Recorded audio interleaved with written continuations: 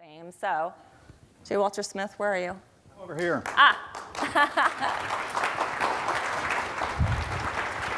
Thank you very much. Appreciate it. Thanks very much. It's a great sounding bio, isn't it? It's a bio that doesn't seem to fit with what Lenny just told you this morning about my particular place on the program. He started the day off by saying he'd save the best speakers for last. And that you get more points by going to other presentations during this conference than the one here this morning. So we'll see if we can get this started in a little bit of a different way here today. Thanks very much for that generous introduction. Thanks, Lenny, for including me on the program. I appreciate the opportunity to be here. I want to extend my welcome to everyone as well. And I want to kind of get us kicked off here this morning with a little bit of a contrarian thought.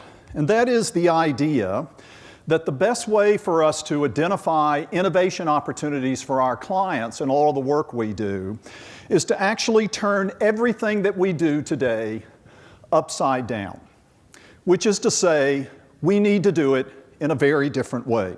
There is bigger potential in trying to study what's going away than in trying to identify what's newly bubbling up. In other words, in the language of my title slide here, we need to be focusing more on the vanishing point. We think that our business and innovation is all about trend spotting, but it's actually about vanishing points. That is to say, turning points that look more like cliffs than hockey sticks. Now think about what we do today. You know, we have this approach to identifying innovation opportunities that at the Futures Company we refer to as the next big thing approach, which is to say we are trying to focus on weak signals getting stronger. We're trying to identify those emerging things before they become mainstream. But we instantly run into a research problem. It's a coding problem. How do you know what to look for if you've never seen it before? And so this research problem becomes a marketing problem to try and figure out where the next big thing is located in these weak signals of today. In fact, we don't really know how to look for it.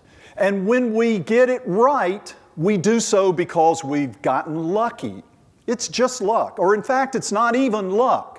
Philip Tetlock, who is now at the Columbia Business School, used to be at the Berkeley, has been studying how experts like us, me included, make predictions about the future. And his overarching finding is that experts like us, me included, are worse than chance at predicting the future. You'd be better off rolling the dice than listening to somebody like me when it comes to predicting the future. And yet all of us continue to try and find these weak signals getting stronger because our clients want us to do this. And so we do this too at the Futures Company. But we do this in a slightly different context and a slightly different framework that I want to share with you here today in the spirit of turning things upside down. And that is an approach we have that we call the vanishing point, which is to say that we start with things that we know how to code for.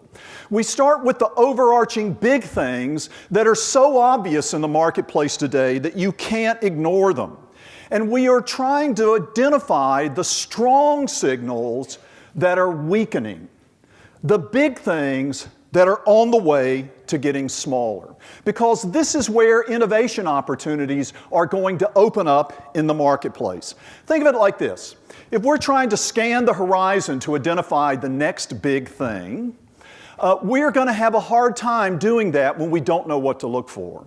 But if we can at least narrow our field of view, get it down to a smaller range, we can then zero in on that one spot on the horizon where we know change is going to occur. We are looking for the big things that are getting weaker, the big things that previously dominated and blocked other innovation in the marketplace. That's where the new things are going to sprout. And in fact, these are the new things that are often the unrecognized factors in the marketplace that are already eroding the big things in the marketplace.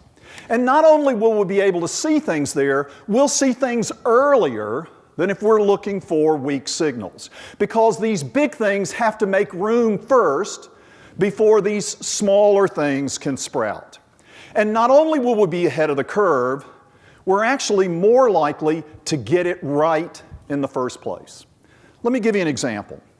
There's a lot of discussion around the world these days about a change in household structure. And so what we are focusing on is this weak signal of the rise of single households, making a forecast that in the future we are going to see household structure that is more characterized by solo living. The trend spotters among us point to this weak signal of single households. And this is a dynamic that is true worldwide. It's all but a handful of countries that are exhibiting this trend in the marketplace. The percentages are small, but it is a growing dynamic. So the forecast is all about solo living. The conclusion is that our innovation investment needs to be in products and services that help people live alone, that enable people to live satisfying solo lifestyles. And of course, that's all true, but it's also all wrong. Because single households are just one small piece of something that is occurring as a result of a major dynamic that is headed towards the vanishing point. So if we change our perspective and turn it upside down, what we see is that the bigger dynamic in the marketplace is actually an ongoing shift worldwide from people marrying early to marrying later. Marrying early to marrying later. The dominant historical trend has been early marriage, and that is changing everywhere in the world except for a handful of countries. Single households are up specifically because of this bigger dynamic headed towards the vanishing point of marrying early to marrying later. Now, there are many reasons for this, but they're all coming together around this dynamic to erode the dominant historical pattern of marrying earlier. And the result is not no marriage or solo living. The result is getting married later. People still get married. They just get married later. And so rather than people settling into solo lifestyles, what we are seeing is simply a longer transition to a married lifestyle. The key here is a longer transition period, not the end of marriage, as we have seen headlined in so much of the popular media. Take a quick look at some of the data. These are major economies around the world, and this shows the rise in the average age of first marriage over the last 30 or 40 years, which is projected to increase over the next 30 or 40 years as well. And it's not just in the largest economies in the world, it's in all economies around the world, except, as I mentioned, for a few countries. But here's the thing, just to say it again. It's not no marriage. It's not single households supplanting married households. It's not solo living. It's just getting married later. So if you're out searching for the next big thing, you're going to focus on the small thing and think that that's all there is to it. Instead, the really big dynamic is something entirely different, and that is the dynamic of connection. The problem we have to solve is not how to help people around the world live solo, but how to help people make connections with others in a world in which the past dominant way of doing so is headed to the vanishing point. Marrying early is out, so that's not how you make connections anymore. Marrying later is in, and so connection becomes the problem, not solo living. What people are doing is not learning how to live alone, but reinventing how to connect. Let me just give you an example. And it's South Korean, so it's, needless to say, wacky examples. But South Korea is ahead of the pack around the world in terms of marrying later. And so the problem many young people have there is not trying to figure out how to live alone, but how to replace the lost traditional family connections with other kinds of connections around something like eating a meal. South Koreans are not learning how to eat alone, but how to reconnect over meals. And you see two illustrations here on this slide. On your left, you see a social dining website called Zipbob. I'm sure I'm mispronouncing that, but it's a Korean word that means homemade meal. And it's a place where single people can make restaurant reservations to share a meal with strangers who share common lifestyle interests. It's all about connectedness. The even wackier example is here on your right, something called mukbang. I'm sure I'm mispronouncing that too. It's a combination of some Korean words that mean eating and broadcast. And this is live streaming of food porn stars who consume mass quantities of food in real time, moaning as they do so with culinary pleasure to share a meal with others online. It's using digital technologies to make a connection. And indeed, that's the key insight here. It's about using technology not to live alone, but to live together in a different way. And this is the opportunity to use technology to connect. And it was this insight that caused us at the Futures Company to observe that the future horizon of technology is actually about something we refer to as the kinship economy. And indeed, this is really no surprise because the entire arc of the internet and digital technologies, from its very earliest stirrings in the 1940s and the 1950s to the massive phenomenon that it is today, has always been about bringing people together. Data has been a far secondary consideration. It's always been about connecting people with one another. The very essence of technology is not to isolate us. I don't care what all these critics say about technology. That's not what it's about. It is about new ways to connect us. And this has some business model implications. So just to explore this quickly, this is, in very broad terms, the way in which we've traditionally done business. It's very brand-centric. We spend all of our time trying to get consumers to connect with our brands. This, in fact, is the old media model, where we trade free content for attention to our advertisements. It's all about bringing consumers in contact with our brands. And unfortunately, this is the business model that we have brought to social media over the last decade or so. When in fact, what people are saying to us is, I don't want to have a relationship with your brand. I want to have a relationship with other people. That, in fact, is why social media were created to begin with. Not to put brands in touch with consumers, but to put people in touch with one another. And what brands want, or I'm sorry, what consumers want, are brands that facilitate and foster the ability of people to come together with one another. And so just to wrap up this idea, as we say at the Futures Company, we need to be in the business of social currency, giving people the tools that they can use and the currency that they can spend not to connect with our brand, but to connect with other people. And that, in fact, is the vanishing point insight.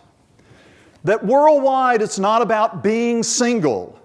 It's about being together. If we're looking for the next big thing, we're going to focus on something very small. If instead we are focused on the vanishing point by turning our perspective upside down, we are going to see a transition away from one overarching dynamic and its replacement by the innovation opportunity space that is thereby created. That's the big thing that is occurring first. And that's the key to really transformative innovation. Turn things upside down. Look at the big things, not the small things. Research and understand the future, not in what we'll know tomorrow, but in what we know already today. And how do we do that? We do it by studying the vanishing point. Thank you very much.